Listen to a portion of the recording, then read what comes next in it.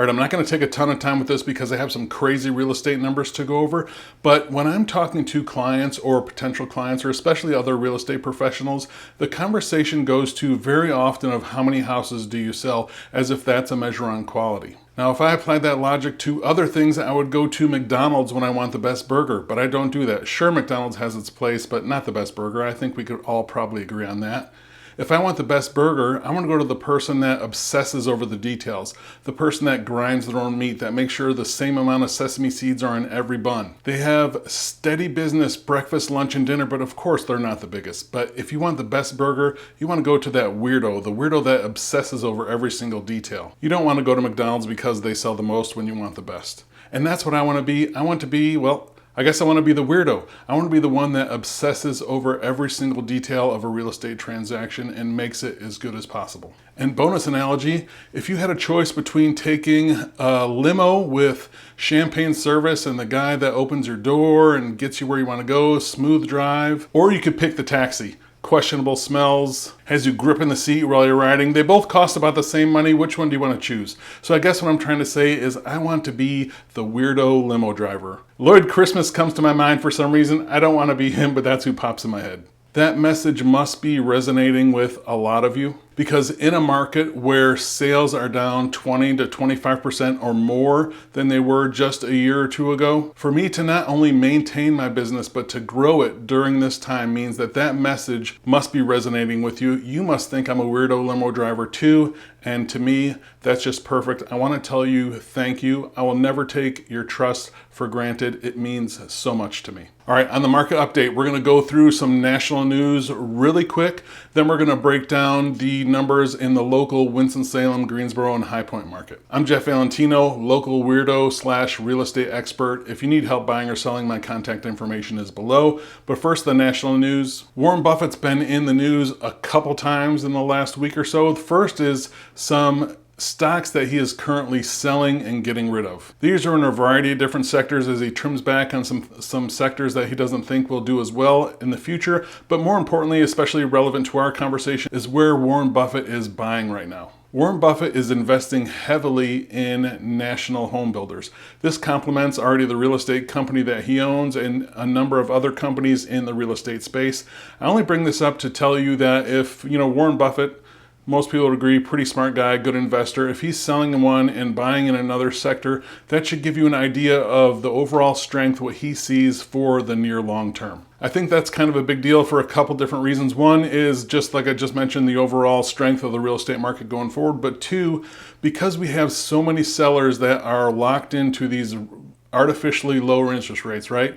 3-4%, things like that. There's going to be, as we talked about before, a percentage of those that are reluctant to sell. They're just going to make do with what they have. So that's going to cause the new construction sector to be responsible for more inventory than it has been in typical years. Next, on the national news front, are interest rates. They came down off of multi-decade highs, but don't be too deceived by this headline. They pulled back, but it was a slight pullback. They're still averaging about 7 1/8 points right now is the time I'm recording this, down from about 7 1/4 from where they were. But again, a very small pullback altogether. They're still averaging over 7%. When you combine this decades high interest rates with home prices that are very high, it puts a crunch on affordability. All of that combined meant that new mortgage applications fell to a 27-year low last week. Now look, some of that are the fundamental factors that we just mentioned. We're also in a seasonality time of year where they typically tend to come down anyway. But there is the real issue of a seller saying, if I sell my house, not only do I get rid of this rate, I buy a house at a much higher price point.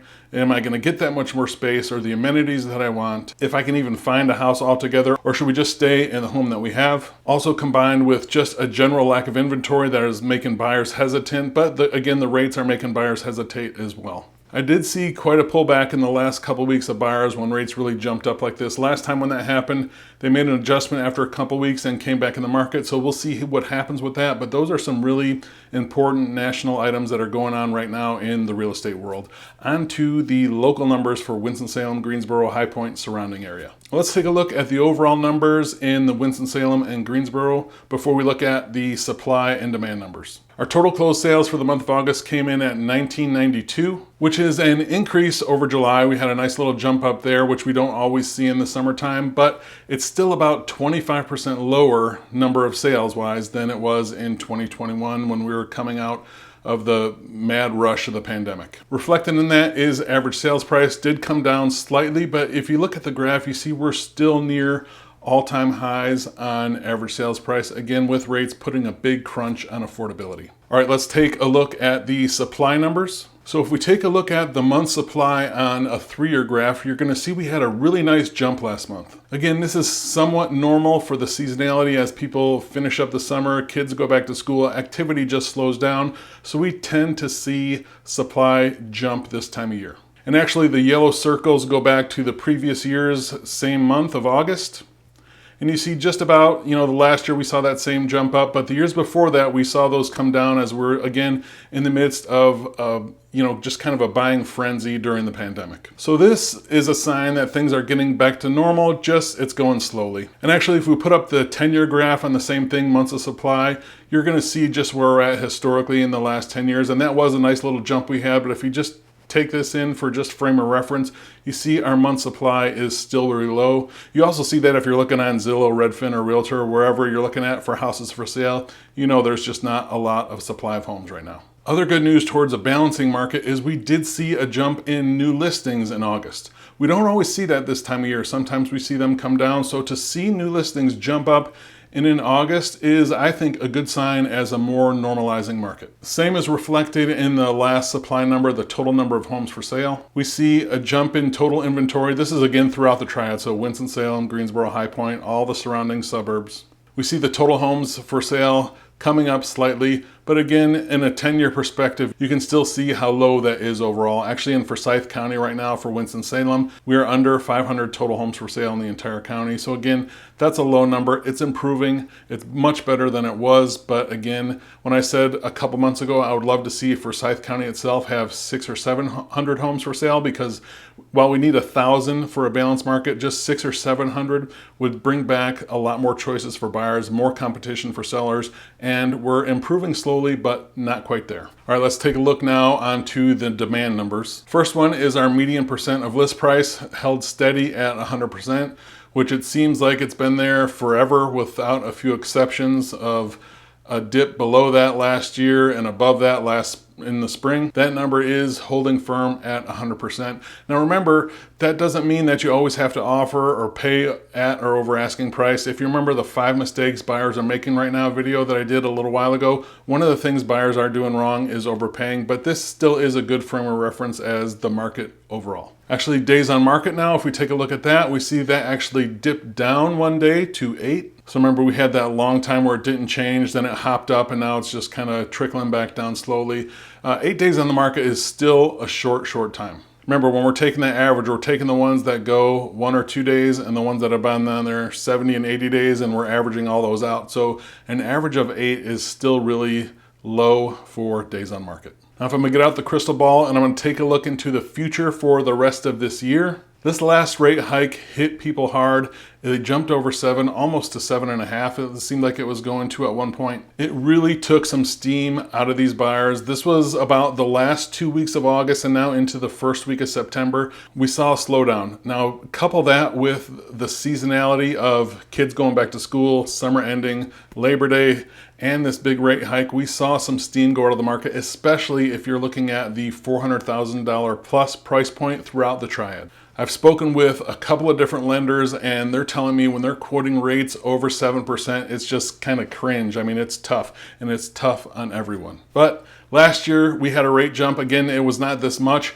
Buyers paused for a couple weeks. They kind of regrouped and regathered, and then the market carried on. It will be interesting to see if that happens again, or if this was just too much for buyers to take right now. So as we come out of that end of summer slowdown and to more to the fall market, I do not think that this will be enough for prices to come down in any meaningful way. Some sellers are going to need to make adjustments just like buyers did when rates went up, but I don't think it's going to have a big overall impact on pricing in the market. Now, the overall economy is going to have some impact on this as well, as far as like inflation, general affordability, interest rates, and things like that. I think what the Fed is trying to do, or they've tried it, it's not going as smooth as they had hoped. They backed off rate raises and then they jump back in, and now they're committed to go more.